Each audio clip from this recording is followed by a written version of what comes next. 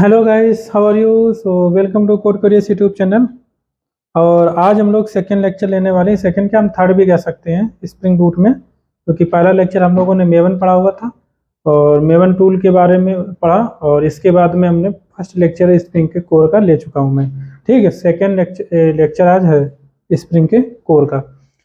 Most important है, ऐसा नहीं है कि थ्योरेटिकल पार्ट है तो इसको छोड़ दिया जाए। ठीक है, स्प्रिंग बूट पढ़ाने के लिए हम एक दिन में भी एपीआई बना करके, प्रोजेक्ट बना करके ख़त्म कर सकते थे, बट इंटरव्यू के पर्सपेक्टिव से अगर देखा जाए तो ये सब चीज़ें बहुत इंपॉर्टेंट है समझना। इंटरव्यू नहीं करते वक्त भी आपको समझ होनी चाहिए थोड़ा बहुत। ठीक, स्प्रिंग बूट में काफ़ी चीज़ें आपको नहीं करनी पड़ती हैं, बट इसका मतलब नहीं कि इसके बारे में पता ना हो। ठीक है, और तो आज हम लोग उसी के आगे, लास्ट में मैंने आपको बताया था बीन फैक्ट्री डिफरेंस। ठीक, बीन फैक्ट्री और एप्लीकेशन कॉन्टेक्स्ट, ये दो आईओसी कंटेनर होते हैं। आईओसी कंटेनर का इंटरव्यू बहुत, मतलब मैं क्या कह सकता हूँ, बहुत ज़्यादा आईओसी कंटेनर के बारे में पूछा जाता है। ठीक है, स्प्रिंग अगर इंटरव्यू दोगे और जो फ्रेशर से लगे, स्टार्ट से मान लो 3-4 ईयर एक्सपीरियंस है, उनसे जब अवश्य पूछा जाता है। ठीक है, तो बाकी आगे अगर मैं नहीं कह सकता हूँ, 7 ईयर 8 ईयर एक्सपीरियंस के ऊपर हो जाता है फिर भले ही ना पूछा जाए, बट इससे पहले पूछा जाता है। ठीक है, bean factory application context difference आप पढ़ लेना, मैंने बोला था, क्योंकि इसमें ज़्यादा कुछ मुझे बताने के, बट ये भी इंटरव्यू में फ्रेशर्स को बहुत ज़्यादा, मतलब बीन फैक्ट्री और एप्लीकेशन कंटेनर्स के डिफरेंस जो पूछा ही जाता है। मतलब जो भी मैंने थ्योरी पार्ट लिया वो इसी पर्पज से लिया है कि आपका इंटरव्यू भी कवर होता जाए, और जो आगे हम बताएंगे स्प्रिंग बोर्ड में तो आज ऑलरेडी से आपको जब पढ़ा होगा तो आपको बेटर समझ आएगा। ठीक है, डिपेंडेंसी इंजेक्शन के बारे में, मैंने डिपेंडेंसी के बारे में आपको बताया, और उसको इंजेक्शन कैसे करते हैं वो भी मैंने आपको बता दिया है। ठीक है, अब आता है टाइप ऑफ डिपेंडेंसी इंजेक्शन, कितने प्रकार से हम डिपेंडेंसी को इंजेक्ट करवा सकते हैं। ठीक है, ये चीज़ आता है, ये भी बहुत मोस्ट इंपॉर्टेंट है। मतलब मैं बता चुका हूँ कि सारी चीज़ें इंपॉर्टेंट ही है, क्योंकि इस कोर का मैंने सारा कुछ किया भी नहीं है। ठीक है, तो डिपेंडेंसी इन कितने प्रकार, हम कैसे इंजेक्ट करते हैं वो मैं ऑलरेडी, देखो मैं बोर्ड में समझा चुका हूँ। ठीक है, अब मैं कितने प्रकार की होती हैं वो मैं आपको बता देता हूँ। जैसे कि हमारा एक आता है सेटर इंजेक्शन, मतलब जो प्रॉपर्टी है उसको जो हम सेट करेंगे वो सेटर मेथड के थ्रू करेंगे। ठीक है, इसके बाद में आता है कंस्ट्रक्टर इंजेक्शन, मतलब जो प्रॉपर्टी हमारी सेट होगी वो कंस्ट्रक्शन के थ्रू, कंस्ट्रक्टर जो हमारा होता है उसके थ्रू सेट होगी। मान लो आपको अब जो हम सेट की बात कर रहे हैं, जो इस समय इंजेक्शन की बात कर रहे हैं, सेटर या कंस्ट्रक्टर, आपके पास में मान लो कोई एम्प्लॉय है, एम्प्लॉय क्लास है, एम्प्लॉय क्योंकि रखता है डिपेंडेंसी एड्रेस का। ठीक है, या एम्प्लॉय रखता है उसकी कंपनी का डिपेंडेंसी, क्योंकि एम्प्लॉय किसी किसी कंपनी का एम्प्लॉय है। ठीक है, या कंपनी के पास मल्टीपल एम्प्लॉयज हैं, ऐसे भी कह सकते हो, या कंपनी एम्प्लॉय के पास में एक एम्प्लॉय वर्क करता है किसी कंपनी में, या एम्प्लॉय का कोई ना कोई एड्रेस है। तो एम्प्लॉय के क्लास जो होगी उसके अंदर एक रेफरेंस होगा एड्रेस का।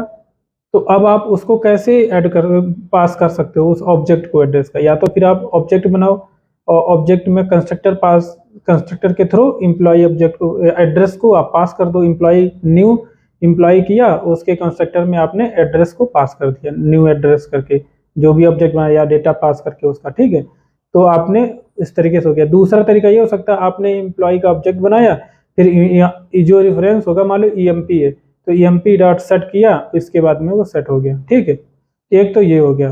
तीसरा एक और होता है प्रॉपर्टी इंजेक्शन, वो चीज हमारा एनोटेशन के थ्रू ही होती है मोस्टली। ठीक है, वो मैं, मुझे नहीं पता है कि स्प्रिंग में कैसे करते हैं हम लोग। ठीक है, और स्प्रिंग काफी टाइम हो, क्योंकि मेरा छोड़ा हुआ हो गया तो मुझे पता नहीं सही से। तो अब हम लोग चलते कैसे करते हैं, मैंने जो नोट्स कर रखा है वो मैं आपको बता देता हूँ थोड़ा। जैसे कि आप सबसे पहला जो मैंने बताया कंस्ट्रक्टर बेस्ड इंजेक्शन। ठीक है, थ्योरी पे मैं ऑलरेडी बता चुका हूँ, जिसको पढ़ना है वो पढ़ भी सकता है। इसको मैं लेफ्ट में कर देता हूँ, हालांकि फिर भी कुछ ना कुछ थोड़ा बहुत हाइड हो ही जाता है। कुछ ऐसा हो कि इसको सिर्फ लेफ्ट में ही किया जा सके पूरा।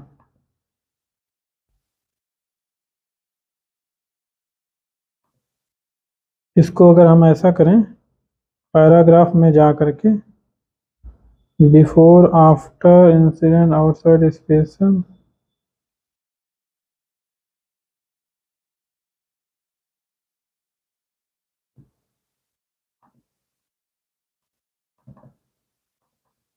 नहीं, ये तो गलत जा रहा है।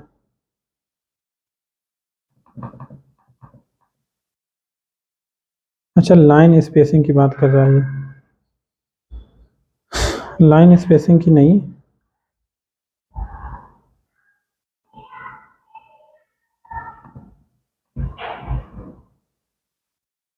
हम इसको लेफ्ट सेंटर्ड करते हैं। लेफ्ट सेंटर्ड ऑलरेडी है। लाइन स्पेसिंग मैं राइट से इसको कम करना चाह रहा था, इसमें होता है बट मुझे इसमें अभी क्लियर नहीं आ रहा। मार्जिन नहीं करते हैं ना, राइट मार्जिन, तो वो हम यहाँ पे कर सकते हैं। राइट से मार्जिन बढ़ा करके हम सारे डेटा को लेफ्ट में कर सकते हैं। एचटीएमएल पढ़ाएंगे तो उसमें भी यहाँ ये सब चीज़ें आती हैं। ठीक है, इसमें अगर नहीं है तो इसको मैं छोड़ देता हूँ, बट ये लेफ्ट शिफ्ट हो गया। अगर यहाँ से मार्जिन बढ़ा देंगे तो ये सारा लेफ्ट में चला जाएगा। ठीक है, तो चलो कोई नहीं, फिर भी हमारा जो भी है सही है। ठीक है, इसको हम कंट्रोल जेड करते हैं क्योंकि मुझे ये पसंद नहीं है फॉर्मेट।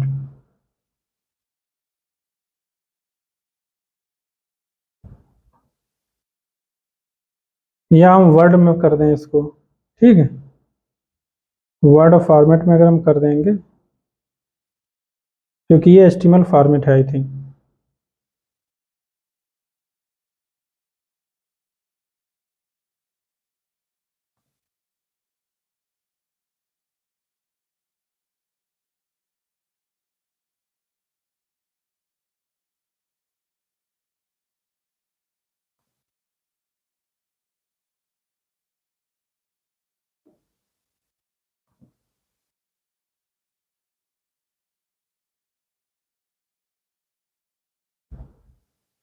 सारा टाइम इसी में निकल जाएगा लगता है।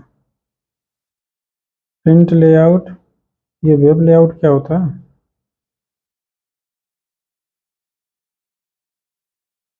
चलो कोई नहीं, मैं आगे बढ़ता हूँ। तो कंस्ट्रक्टर इंजेक्शन में मैंने आपको जो बताया बिल्कुल वैसा ही होता है। यहाँ पे अगर हम स्प्रिंग बूट में यूज कर रहे होंगे तो जो हम आपको बता चुके हैं कि जावा कॉन्फ़िगरेशन होती है, एक्सएमएल कॉन्फ़िगरेशन होती है। तो जावा कॉन्फ़िगरेशन में हम स्प्रिंग बूट में एक्सएमएल का कोई काम नहीं होता, कंप्लीट फुल्ली मतलब ऑब्जेक्ट जावा कॉन्फ़िगरेशन इसमें हम यूज करते हैं। ठीक है, तो एट द रेट कॉन्फ़िगरेशन मैंने आपको बताया, एनोटेशन जो होता है most important. Eight the rate annotation configuration जहाँ यूज कर दोगे तो मतलब वो कॉन्फ़िगरेशन क्लास हो जाएगी। ठीक है, इसके बाद में इसके अंदर हम अब ये क्या कहते हैं, हम बीन कैसे क्रिएट करते हैं। ठीक है, बीन क्या होता है, एक तरीके से डिक्लेरेशन होता है आपका क्लासेस का, जो कि आप IUC कंटेनर आइडेंटिफाई कर सके कि इस पर्टिकुलर क्लास का ऑब्जेक्ट बनाना है, ये डिपेंडेंसी इसमें हमें इंजेक्ट करना है। ठीक है, तो एक्सएमएल में हम लोग बीन टैग का यूज करते हैं और यहाँ पे हम बीन एनोटेशन का यूज करते हैं। ठीक है, at the rate bean annotation. और वहाँ एक्सएमएल में क्या होता है, बीन हमारा होता है टैग, और फिर उसका नेम होता है, फिर क्लास होती है, और उसमें अगर सेट करना है तो सेटर इंजेक्शन है तो प्रॉपर्टी यूज कर सकते हैं, और कंस्ट्रक्टर इंजेक्शन है तो कंस्ट्रक्टर आर्ग का यूज होता है। ठीक है, कंस्ट्रक्टर आर्ग, उसका नेम, उसका रेफरेंस, जो भी रेफरेंस मतलब दूसरी बीन जिसको आप इंजेक्ट करवाना चाहते हो। इसी प्रकार बीन हो गया, बीन का नेम हो गया, उसका रेफरेंस हो गया जिसको आप इंजेक्ट करवाना चाहते हो।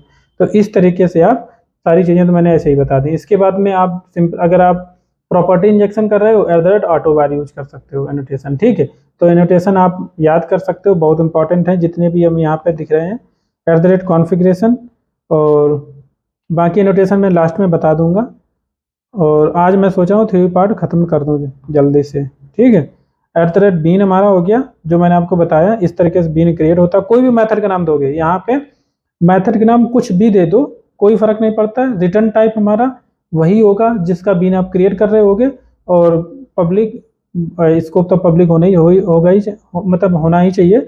इसके बाद में आप अब की रिटर्न टाइप ये है तो श्योर है कि आपको करना ही पड़ेगा, रिटर्न आपको इसी ऑब्जेक्ट को बना करके करना पड़ेगा। इसके बाद में आपके पास में दूसरा है, जैसे कि ये बीन बनाया स्टोर। अब यहाँ पे देखो आपको क्या करना था, कंस्ट्रक्टर इंजेक्शन करना था। किस में करना था, वो ऐसी एक क्लास होगी, स्टोर एक क्लास होगी जिसके अंदर रेफरेंस होगा आइटम का। ठीक है, तो आपको आइटम का ऑब्जेक्ट बना करके कंस्ट्रक्टर में मैंने यहाँ पे पास कर दिया, तो कंस्ट्रक्शन इंजेक्शन हो गया। ठीक है, सिंपल सी बात। अब जैसे कि इसी को हम एक्सएमएल में अगर करते तो यहाँ पे हम क्या करते हैं, आइटम जो हमारी क्लास होगी उसका अलग मैंने बना लिया, बीन इस प्रकार बनाते हैं। फिर बीन आईडी मतलब दूसरी क्लास है उसका भी बीन बनाना है, कौन, स्टोर है। बट स्टोर जो है उसके अंदर कोई डिपेंडेंसी है, कौन है, आइटम की, ठीक है, आइटम IMPL। तो स्टोर जो है उसमें डिपेंडेंसी आइटम की, इसका मतलब उसको हम सेट करेंगे, कैसे करेंगे, अभी हम कंस्ट्रक्टर पढ़ रहे हैं तो कंस्ट्रक्टर इंजेक्शन के थ्रू करेंगे। तो कंस्ट्रक्टर आर्ग हो जाएगा और टाइप हो जाएगा, ठीक है। और ये इंडेक्स 0 नेम इसका दे सकते हैं, रेफरेंस हमारा आइटम 1 क्या है, रेफरेंस जो मैंने आपको बताया था लास्ट लेक्चर में भी बताया था, मैंने नेम में डाल दिया था, मैंने बताया रेफरेंस भी एक वेरिएबल होता है, ठीक है। तो रेफरेंस में आप रेफरेंस में ही ये वाला आपको रेफरेंस देना है इसका, ठीक है। इस बीन का रेफरेंस यहाँ पे देना है, बीन आईडी जो है यहाँ पे देनी है आपको, ठीक है। नेम आप कुछ भी यहाँ पे डाल सकते हो। नेम देखो, नेम जो हमारा होता है एक्चुअली क्या होता है कि एक क्या हम बताते हैं, कॉलिजन टाइप का कुछ होता है बोलते हैं उसको, जो हमारा नेम जो है दो बीन के नेम, ठीक है, अगर सेम हो जाते हैं या फिर छोड़ते हैं इसको बाद में बताएंगे, ठीक है। आर्गुमेंट टाइप हमारा क्या है, टाइप मतलब आपको पता है क्लास का, ये आइटम IMPL, ठीक है। तो इस प्रकार हम का सेटर बेस्ड इंजेक्शन, ये थ्योरी पार्ट में ऑलरेडी बता चुका हूँ, तो इसमें भी आप देख सकते हो।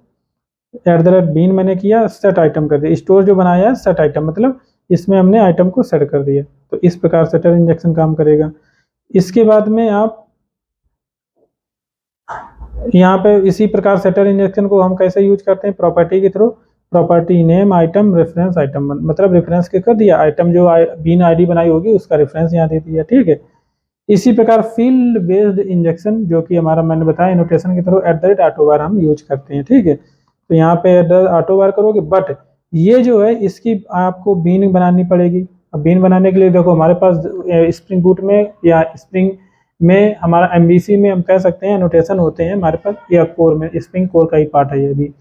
तो इसमें एनोटेशन हमारे पास में होता है, या तो फिर आप सर्विस लेयर पार्ट है तो सर्विस कर दोगे, ठीक है। आपका अगर लेयर्स जो मैंने बताया था ना MVC में, सॉरी स्प्रिंग बूट में, जो हमारा कंट्रोलर लेयर होता है, सर्विस लेयर होता है, रिपोजिटरी लेयर होता है। अगर रिपोजिटरी लेयर का पार्ट है तो रिपोजिटरी कर दोगे, सर्विस लेयर का पार्ट है तो सर्विस कर दोगे, कंट्रोलर लेयर का पार्ट है कंट्रोलर या रेस्ट कंट्रोलर यूज करोगे, ठीक है। और इसके बाद में अगर कुछ भी नहीं है तो कंपोनेंट भी यूज कर सकते हो बीन क्रिएट करने के लिए, ठीक है। डेटाबेस से रिलेटेड है, मान लो एंटिटी बना रहे हो, एंटिटी यूज होता है उसमें, ठीक है। तो ये सारे नोटेशंस हैं, आप यूज कर सकते हैं। और ऑटोवार यहाँ यूज कर सकते हो, क्वालिफायर यूज कर सकते हो, रिसोर्स यूज कर सकते हो, मतलब तीन एनोटेशन यहाँ पे यूज कर सकते हो। इसके साथ में एक और एनोटेशन होता है इंजेक्ट, आई थिंक, बट जब हम इसमें पढ़ाएंगे तो उसमें और भी एनोटेशन हम बताएंगे इसमें, ठीक है। तो @AutoVar यहाँ पे यूज कर सकते हो, तो प्रॉपर्टी के थ्रू इंजेक्शन हो जाएगा डायरेक्टली। मतलब ये जो बीन होगी ये आपका स्टोर क्लास है। ये भी एक चीज़ और मैं बताऊँ, ऐसा कभी नहीं कर सकते अगर ये क्लास स्प्रिंग IOC कंटेनर का पार्ट अगर नहीं है तो आप इसको इंजेक्ट नहीं करवा सकते हो। मतलब ये क्लास और ये आइटम क्लास दोनों ही IOC कंटेनर के पार्ट होने चाहिए। अब ये कैसे पार्ट होंगे, ये जो स्टोर क्लास है ये भी कोई ना कोई बीन इसका भी कोई ना कोई बनना चाहिए। जैसे कि यहाँ पे अगर सर्विस है, इसको सर्विस बनाना पड़ेगा, एनोटेशन इसको भी देना पड़ेगा, अदरवाइज इसकी बीन कैसे क्रिएट होगी, ठीक है। और ये जो क्लास है आइटम, तो ये भी जो क्लास कहीं ना कहीं होगी CLASS मान लो, ठीक है, CLASS। कभी कभार ऐसा प्रॉब्लम आ जाता है, ठीक है, जहाँ पे आपने ध्यान नहीं दिया उसको और वहाँ पे कोई एनोटेशन ही नहीं दिया और उसको जबरदस्ती इंजेक्ट करते जा रहे हो, ठीक।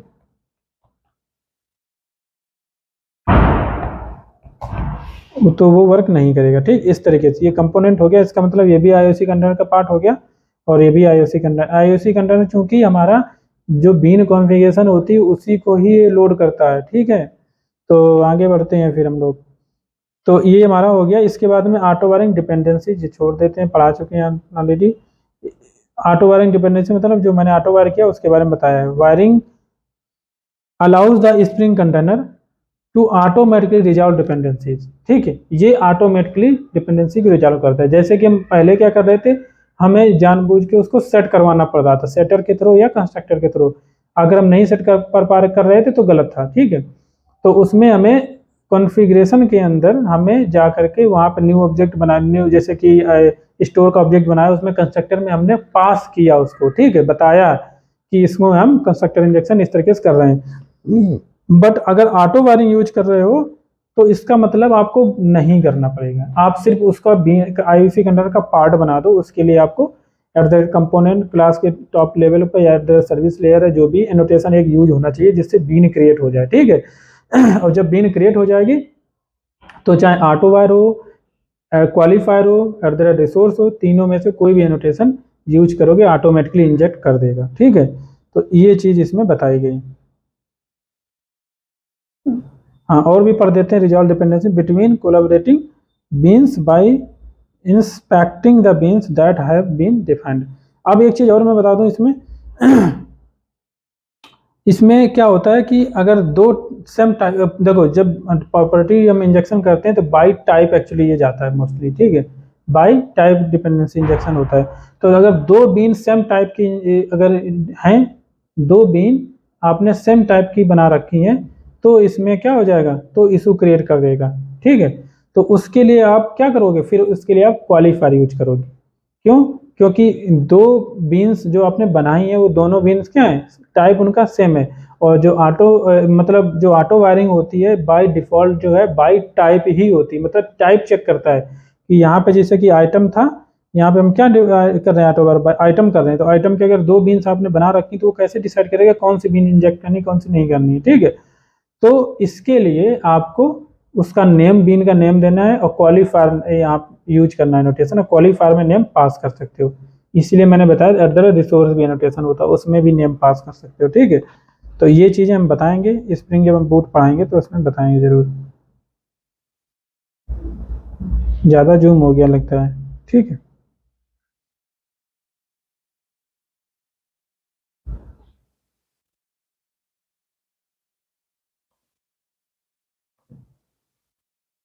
ऐसे कर देंगे तो फिर ये हेडिंग चली जाएगी, कंट्रोल माइनस कंट्रोल जेड। पता नहीं ये कैसे, हाँ ये सही था। तो फिर हम 90% हुआ है हालांकि,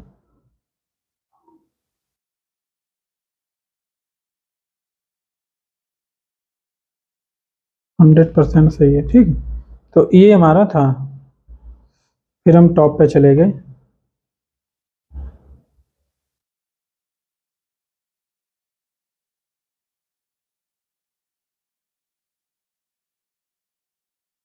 इसके बाद में दे रहा फोर, हाँ देखो जो मैंने आपको बताया कि बाई टाइप होना या बाई नेम होना या नो, ये जो है मोड्स होते हैं ऑटो वायरिंग के। ऑटो वायरिंग जो हमने बताया ना, ऑटो वायरिंग जो है बाय डिफॉल्ट बाई टाइप ही जाता है, ठीक है।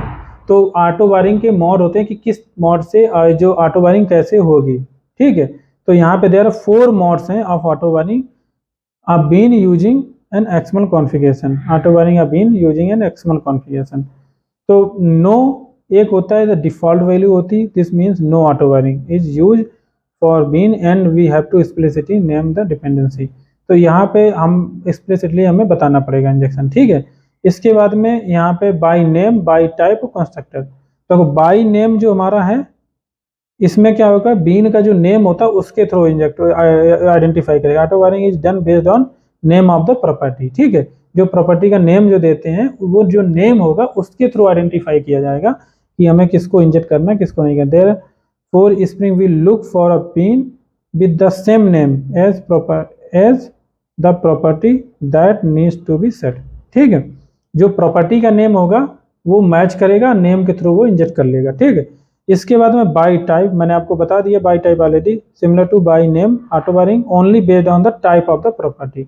जो प्रॉपर्टी आपने डिक्लेयर करा है, जो कि यहाँ पे ये प्रॉपर्टी जो है ये जो आपने डिक्लेयर किया इसका टाइप किया है, बस इसी यही पकड़ेगा और इसी टाइप की जो डिपेंडेंसी आपने जो बीन क्रिएट कर रखी होगी जो भी नोटेशन का यूज करके, तो उसी को पकड़ के ऑटो वायर कर देगा बाई नेम के थ्रू।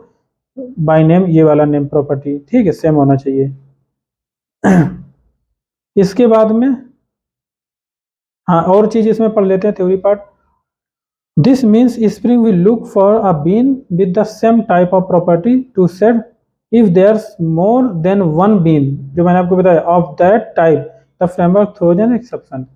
ठीक है, तो यहाँ पे एक्सेप्शन थ्रो करेगा, बट इसके लिए मैंने आपको सोल्यूशन बता दिया है कि आपको क्या यूज करना है। ठीक, कंस्ट्रक्टर, कंस्ट्रक्टर में भी बाई टाइप होता है, कंस्ट्रक्टर में बाई टाइप ही होता है। Auto wiring is done based on constructor argument, meaning Spring will look for beans with the same type as the constructor argument. ठीक है, वो बाई कंस्ट्रक्टर में भी बाई टाइप ही रहता है। ठीक है, फॉर एग्जांपल आपको, अब जैसे कि कंस्ट्रक्टर मैं आपको बता देता हूँ फॉर एग्जांपल में क्या, यहाँ पे जैसे कि ये इसका अगर कंस्ट्रक्टर यहाँ पे बनाएंगे, ठीक है,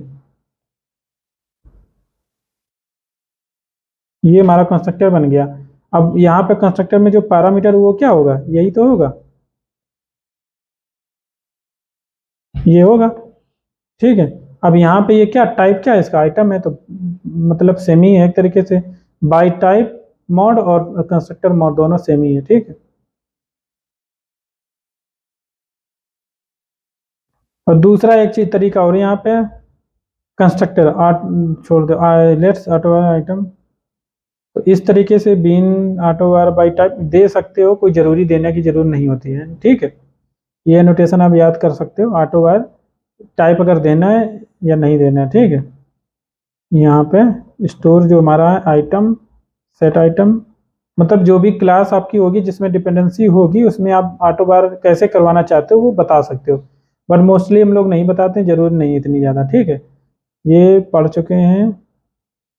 देखो यहाँ पे क्वालिफायर दे रखा है, if there is more than one bean of the same type we can use as qualifier notation to reference a bean by name. ठीक है, तो बाई नेम आप रेफरेंस करने के लिए क्वालिफायर आप यूज कर सकते हो, ऑटो वायर की जगह क्वालिफायर यूज करो।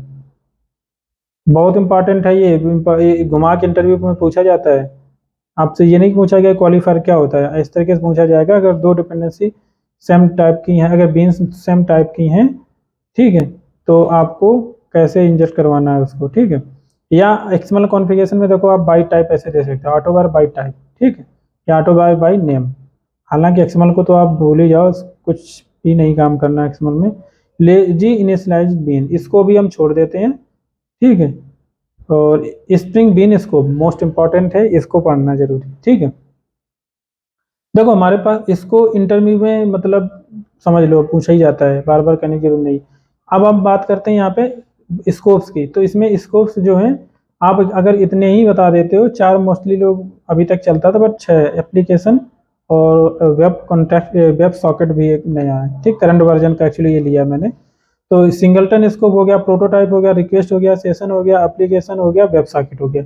जैसा नेम वैसा काम। देखो सिंगलटन मतलब क्या हुआ कि जो भी मतलब यहाँ पे क्या होगा कि एक ही बीन क्रिएट होगी इसमें, सिंगलटन मतलब सिंगल बीन ही क्रिएट होगी।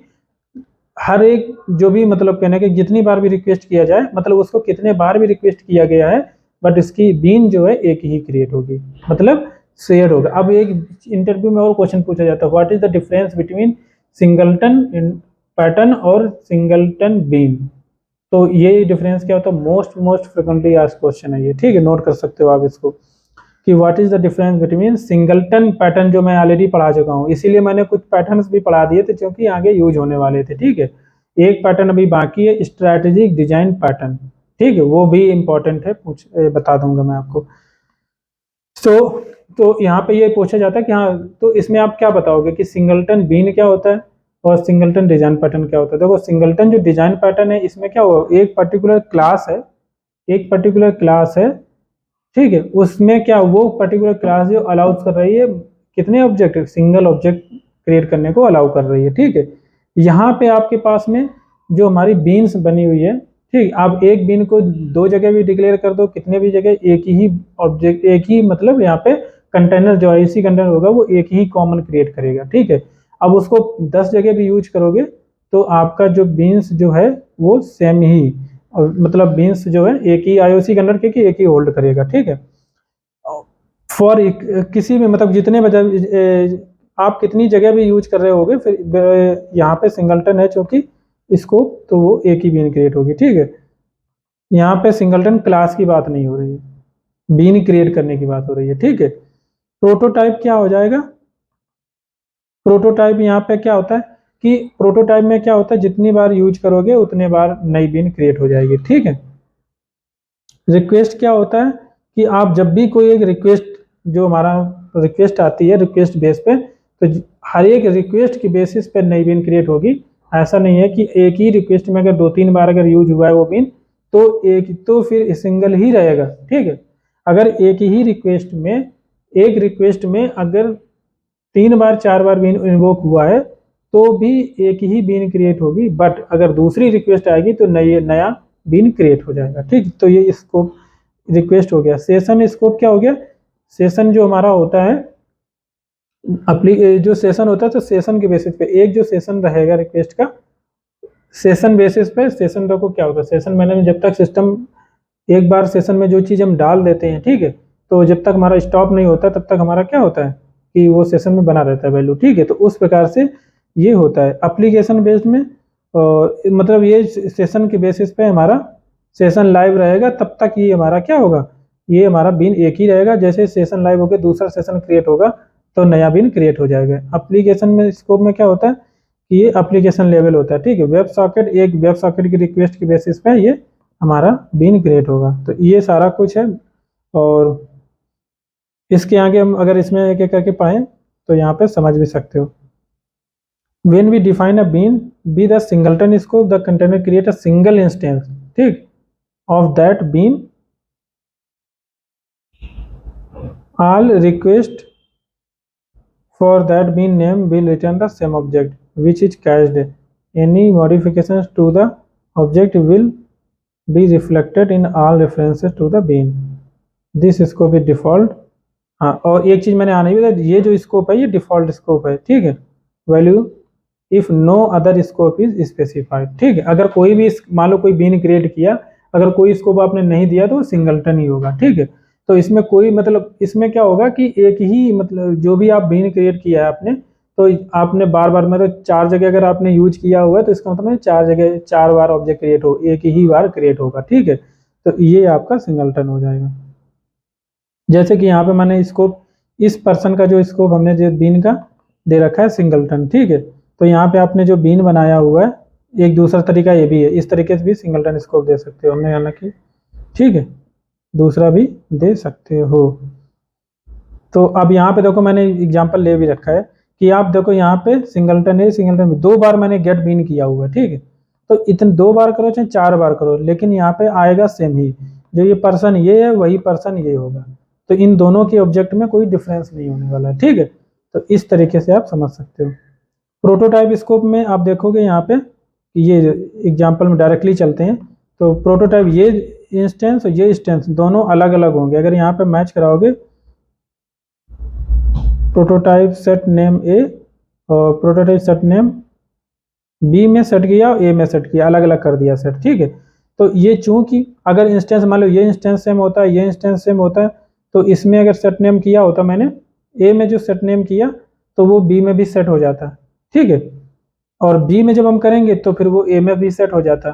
तो इसका मतलब क्या है, ओवरराइड कर देता है ये वाला, ठीक है। क्योंकि ये अलग अलग हैं तो अगर इससे हम गेट करेंगे तो आपको नेम वाला मिलेगा प्रॉपर्टी। नेम में मैंने क्या डाल रखा है, नेम में ये जॉन स्मिथ है, अदर नेम अदर में हमारा अन्ना जॉन्स है, ठीक है। तो इस प्रकार से तो यहाँ पे चूंकि हमारा प्रोटोटाइप हमने ले रखा है इसको, इस वजह से दोनों में अलग अलग नेम यहाँ पे आएंगे, ठीक है। ये हमारा टेस्ट केस है, एसआरटी कॉल्स नेम, हम लोग इसमें स्प्रिंग में ऐसे ही टेस्ट करते थे जे यूनिट में। तो एसआरटी कॉल्स नेम चेक करेंगे अगर हम नेम क्या हमारा, नेम हमारा जो ऊपर डाल रखा है जॉन स्मिथ, पर अगर हम पर्सन प्रोटोटाइप ए डॉट गेट नेम करेंगे ए के थ्रू गेट नेम करेंगे तो ए के थ्रू क्या ये मैच कर जाएगा, बी के थ्रू करेंगे तो ये मैच कर जाएगा, ठीक है। तो इस प्रकार से ये है, और थ्योरी में भी आप पढ़ सकते हो क्या हुआ।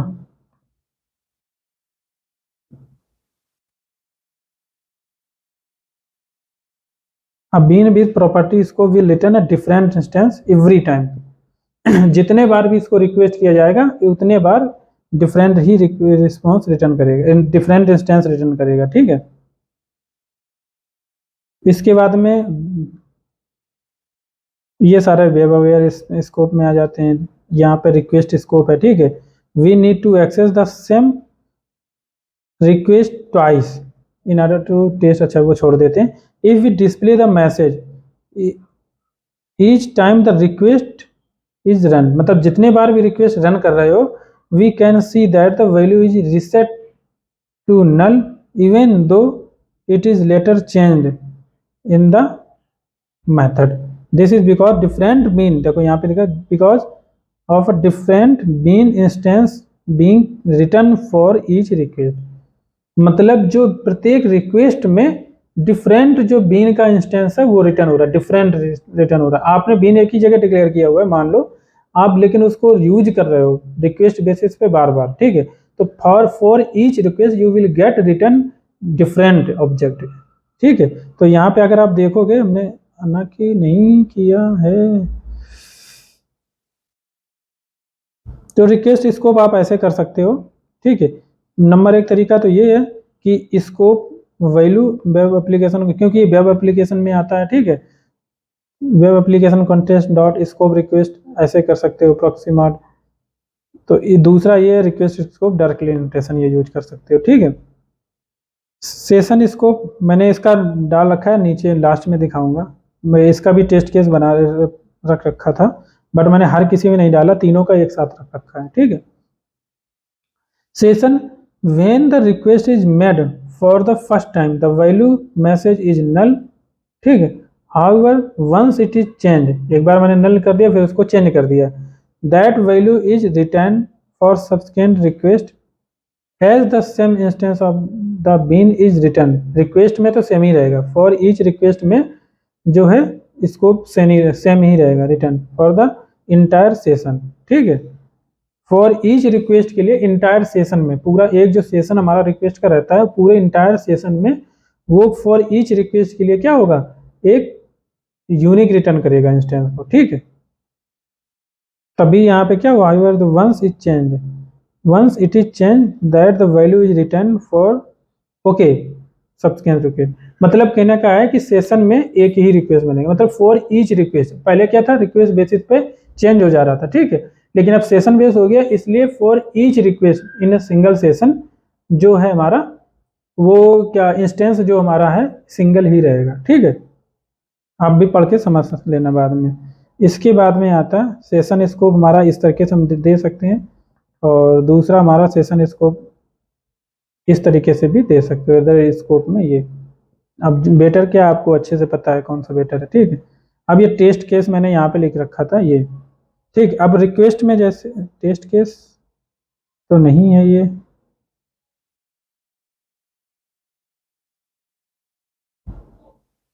कंट्रोलर मैंने बना रखा था किस पर्पज से, अभी हम छोड़ देते हैं, ठीक है।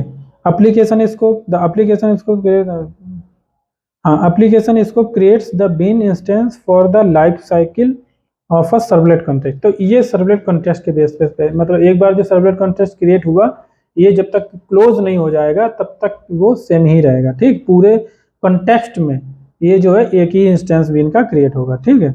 एप्लीकेशन स्कोप इसको भी छोड़ देते हैं, इसको इस तरीके से हम लोग सेट करते हैं, ठीक है। हाँ आपको अगर पढ़ना है तो पढ़ लेना बाद में। This is similar to the singleton scope, but there is very important difference with regards to the scope of the bean. अब सिंगलटन देखो स्कोप में क्या होता है, उसमें भी सिंगल ही इंस्टेंस क्रिएट होता है एक बीन का हमेशा ऑलवेज, तो ये भी इसमें भी वही है सिंगल एप्लीकेशन कॉन्टेक्स्ट बेसिस पे।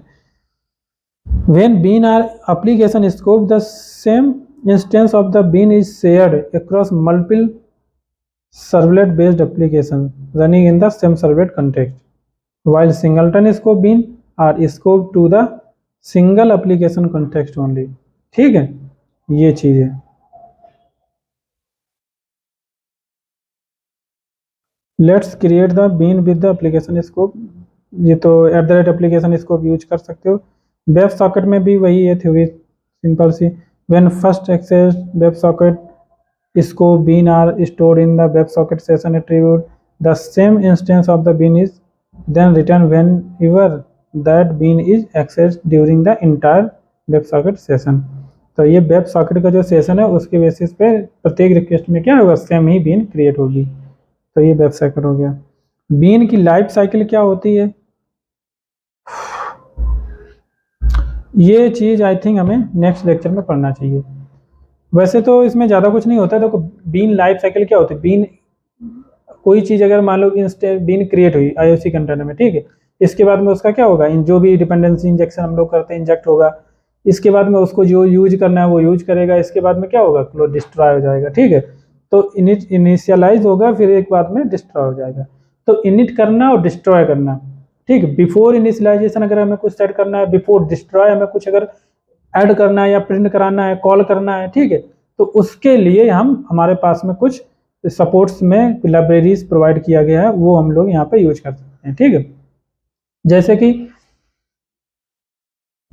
कि हम एक्सएमएल कॉन्फ़िगरेशन यूज कर रहे हैं, ठीक। मान लो कोई बीन करी एम्प्लॉय जो हमने एक क्लास क्रिएट करी, उस क्लास में हमने दे दिया मेथड इनिट और एक मेथड दे दिया डिस्ट्रॉय, ठीक है। दो मेथड दे दी, इनिट में मैंने कॉल करा दिया, कुछ में प्रिंट करा दिया मैंने, और डिस्ट्रॉय में कुछ प्रिंट करा दिया, ठीक है। तो इन दोनों मेथड को हमें कॉल करना है। मान लो सर्वर कॉन्टेक्स्ट क्या होगा, लोड करेगा बीन्स को, फिर उसको क्रिएट करेगा। तो बिफोर क्रिएट होने के बाद में जब भी इनिशियलाइज, मतलब क्रिएट होने का मतलब इनिशियलाइज होगा, ठीक है। तो बिफोर इनिशियलाइजिंग द बीन, यानी कि क्रिएट होने से जस्ट पहले आप कुछ उसमें ऐड करना चाह रहे हो, ऐड ऑन करना चाह रहे हो, तो उस टाइम पे आप इनिट मेथड को कॉल कर दो। कैसे करोगे, तो वो बीन जब आप क्रिएट करते हो तो इनिट मेथड उसका प्रॉपर्टी होती है, कॉल करके उसमें मेथड का नाम दोगे, वो कॉल हो जाएगा, ठीक है। और डिस्ट्रॉय मेथड इसी प्रकार से, डिस्ट्रॉय एक प्रॉपर्टी होती है, वो आप दे दोगे उसमें मेथड का नाम, तो वो कॉल हो जाएगा, ठीक है। तो ये चीज़ें हैं बिफोर डिस्ट्रॉइंग, मतलब ये जो बीन क्रिएट हुई वो डिस्ट्रॉय होने से जस्ट पहले, ठीक है, आपका ये कॉल हो जाएगा। इसी प्रकार ये अलग अलग तरीके हैं इसमें, ठीक है। तो आप एनोटेशन एक्सएमएल में कैसे कर सकते हो, जावा कॉन्फ़िगरेशन में कैसे कर सकते हो, एनोटेशन के थ्रू कैसे कर सकते हो, इसी काम को 3 तरीके से किया जा सकता है। बट हम लोग स्प्रिंग में बूट में है, तो स्प्रिंग बूट में तो ज़्यादातर एनोटेशन ही यूज करते हैं। तो @ इनिशियलाइजेबल बीन और डिस्पोजेबल बीन, दो एनोटेशन का यूज करके आप दोनों मेथड को कॉल करवा सकते हो, ठीक है। तो ये है स्प्रिंग बीन लाइफ साइकिल में आप पढ़ सकते हो। लेफ्ट में हो जाता हूँ। Bean life cycle is managed by Spring container, ठीक है। आपको मैं ऑलरेडी बता चुका हूँ आईओसी कंटेनर के बारे में। When we return the program then first of all the Spring container get started, बिल्कुल सही। After that the container create the instance of the bean as per the request, then dependency are injected, वही है जो मैंने बता चुका हूँ already. And finally the bean is destroyed, इसके बाद destroy when the spring container is closed. Therefore, if we want to execute some code on the bean instantiation and just after closing the spring container, then we can write the code inside the init or destroy method, ठीक है। तो ये इसका life cycle है। इसमें मैंने थोड़ा इसको मैंने कहीं से उठाया था एक्चुअली इमेज, तो ये हमारा है। मैं सोच रहा था पूरा कंप्लीट कर दूंगा, बट आई थिंक नहीं हो पा रहा है।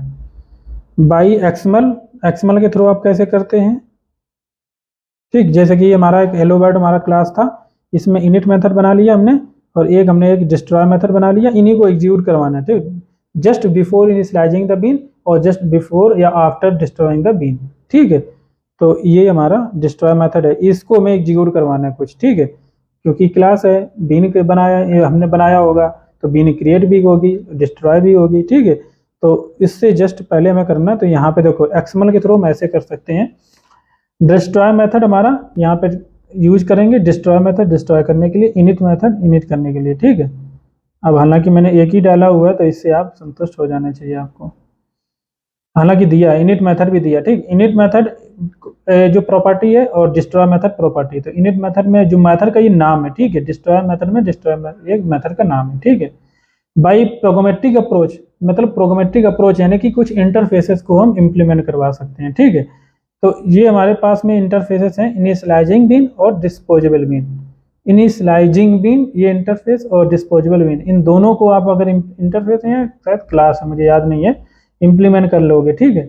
इंटरफेस है, ठीक है। तो यहाँ पे आप इनिशियलाइजिंग बीन और डिस्पोजेबल बीन इंटरफेसेस हैं, इनको आप इम्प्लीमेंट कर लो। इसके बाद में ये इनिट मेथड है, आफ्टर प्रॉपर्टी सेट इनका। लेकिन जब एक चीज़ और मैं बताऊं, जब आप इंटरफेस यूज कर रहे हो तो इसका मतलब है मेथड के नेम जो है ओवरराइडन टाइप के हैं, ओवरराइडेड टाइप के हैं, ठीक है। तो ये मेथड जब ये ओवरराइड यहाँ पे लगा हुआ है, यहाँ पे कोई ओवरराइडिंग नहीं थी क्योंकि आप एक्सटर्नल कॉन्फ़िगरेशन यूज कर रहे थे, तो कुछ भी नाम दे देते कोई फर्क नहीं पड़ता उसमें, ठीक है। यहाँ पे आप कुछ भी नाम डिस्ट्रॉय की जगह कुछ और दे दो, कोई दिक्कत नहीं है, क्योंकि नाम यहाँ पे आप एक्सप्लिसिटली दे रहे हो उसका, ठीक है।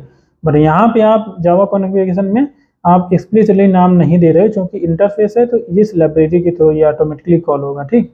तो इसका नाम याद रखना है आफ्टर प्रॉपर्टी सेट, और यहाँ पे आफ्टर प्रॉपर्टी से आता है बिफोर डिस्ट्रॉय, एक ये डिस्ट्रॉय हमारा मेथड सेम ही है, ठीक है।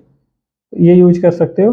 और इसके बाद में सिंपली अब बिन तो क्रिएट करनी है, तो जावा कॉन्फ़िगरेशन में हेलो वर्ल्ड की बिन कैसे क्रिएट करते हैं, आप कोई भी सर्विस लेयर एनोटेशन यूज करोगे, ठीक है, या कंपोनेंट यूज कर सकते हो, या फिर आप उसकी बिन क्रिएट कर सकते हो कॉन्फ़िगरेशन के अंदर। यूजिंग एनोटेशन, मतलब एनोटेशन भी यूज कर सकते हो प्री डिस्ट्रॉय और पोस्ट कंस्ट्रक्ट या प्री डिस्ट्रॉय, ठीक। कहाँ गए, to provide the facility to create bean to invoke custom init method on the startup of a Spring container, and to invoke the custom destroy method on closing the container, we need to annotate init method by post construct, और इसके बाद में destroy method by pre destroy, ठीक है। तो ये चीज़ें हम जावा कॉन्फ़िगरेशन के थ्रू कर सकते हैं। आप देख सकते हैं पूरा यहाँ पे कुछ नहीं मैंने किया, जो मेथड जो बनाए हुए हैं, और ये मेथड बनाया हुआ है प्री डिस्ट्रॉय और पोस्ट कंस्ट्रक्ट, ये नोटेशन यूज कर रखा है। इसके बाद में हमारा देखो हाँ खत्म हो चुका है। अब हमारा ये सारे एनोटेशंस आएंगे जो कि हम लोग अभी देखो ऐसे मैं पूरा नहीं दिखाऊंगा, हालांकि सही नहीं है, क्योंकि जब हम पढ़ाते जाएंगे प्रोग्राम बनाएंगे तो उसके थ्रू जो है आपको रटना नहीं पड़ेगा, ठीक है। तो आज का लेक्चर ये समाप्त हुआ। थैंक यू गाइस, आप लाइक शेयर सब्सक्राइब जरूर करें, इससे मोटिवेशन बढ़ता है, ज़्यादा से ज़्यादा वीडियो लाने की हम कोशिश करते हैं, और पढ़ करके भी। हालांकि क्योंकि आपको पता है एक सॉफ्टवेयर इंजीनियर को कहाँ टाइम मिलता है पढ़ने का, ठीक है। तो फिर भी हम क्योंकि मेरा इंटरेस्ट था इसमें, इस वजह से हम थोड़ा बहुत टाइम निकाल लेते हैं, पढ़ने का तो टाइम मिलता ही नहीं है मुझे, ठीक है। तो आप अगर अच्छे से ज़्यादा आप इम्प्रूव मतलब सपोर्ट करेंगे तो हम कोशिश करेंगे और अच्छे से पढ़ाने की, ठीक है, और टाइम निकालने की कोशिश करेंगे। मूवी नहीं देखने जाएंगे, ठीक है, घूमने नहीं जाएंगे ज़्यादा बस ये मोटिवेशन ही होता है, तभी तो बंदे सारा कुछ छोड़ करके लग जाते हैं एक काम में, ठीक है। तो आपको सपोर्ट करना है ज़्यादा से ज़्यादा, और मैं एक चीज़ मैं सोच रहा हूँ कि नोट्स बना करके लाऊं। वैसे तो मुझे जो मैंने काम किया मुझे एक्सपीरियंस है इतना सारा, तो मुझे पता रहता है चीज़ें, बट फिर भी हम नोट्स बना के लाएंगे तो जिससे कि आप अगर कुछ भी स्किप हो जाता है समझाने में, सही से नहीं समझ पाता है, मतलब सही से अगर कोई चीज़ नहीं समझा पाते हैं तो आप देख करके समझ भी सकते हो अपने आप, ठीक है। और दूसरी बात ये कि बताने से आप नोट्स बनाने में भी प्रॉब्लम आएगी, और यहाँ पे जैसे कि हम दिखा देंगे तो आप प्रॉपरली नोट्स भी बना सकते हो, क्योंकि आगे चीज़ें आने वाली काफ़ी मतलब अच्छी चीज़ें आने वाली पढ़ाने जो आ रहे हैं, तो उसमें नोट्स की बहुत ज़रूरत पड़ेगी आपको। अभी तो कोर जावा हम पढ़ा रहे थे, सिंपल DSCS पढ़ा रहे थे, इसमें आप नहीं भी बनाते नोट्स कोई दिक्कत नहीं है, बट अब आपको नोट्स बनाना पड़ेगा, क्योंकि अब हम डॉकर बनाएंगे, डॉकर के थ्रू डिप्लॉयमेंट करेंगे, कुबरनेटिस के थ्रू करेंगे, JUnit पढ़ेंगे और मॉस्किटो पढ़ेंगे, तो इनमें नोट्स बनाना ही पड़ेगा आपको थोड़ा बहुत, ठीक है। और इसके साथ साथ में हम चाहे ये डॉक्यूमेंट आपको प्रोवाइड भी करने लगेंगे अगर आप ज़्यादा से ज़्यादा सपोर्ट करते हैं। तो जिन्होंने भी वीडियो देखा ज़्यादा से ज़्यादा फ्रेंड्स को बताइए, और URL सेंड कर दीजिए कॉपी करके, यूट्यूब का चैनल नाम व्हाट्सएप पे कर दीजिए, ग्रुप में शेयर कर दीजिए ज़्यादा से ज़्यादा, तो हम आपको। और ये मैं बताऊं, आपको कहीं बाहर जाने पढ़ने की कोई ज़रूरत नहीं है, किसी भी पैसा दे करके कोचिंग करने की कोई ज़रूरत, आप फ्रेशर हो किसी कॉलेज में पढ़ रहे हो, कहीं पे भी आपको ज़रूरत नहीं पड़ेगी आपको, ठीक है। अब हिंदी में मैं क्यों पढ़ाता हूँ एक्चुअली, तो हिंदी में पढ़ाने का सबसे बड़ा रीज़न ये है, नंबर एक तो हम तो यूपी बोर्ड से पढ़े हुए हैं, ठीक है। और दूसरी बात ये, कुछ चीज़ें ऐसी होती हैं कि हिंदी में ज़्यादा प्रॉपरली एक इतिहास के तरीके से, एक तरीके से कहानी के तरीके से उसको समझा दो, और बाद में जो बंदा श्योर है कि इंजीनियर है जो पढ़ रहा है, ठीक है, कॉलेज में, तो उसको कन्वर्जन करना इजीली आता ही होगा, ठीक है।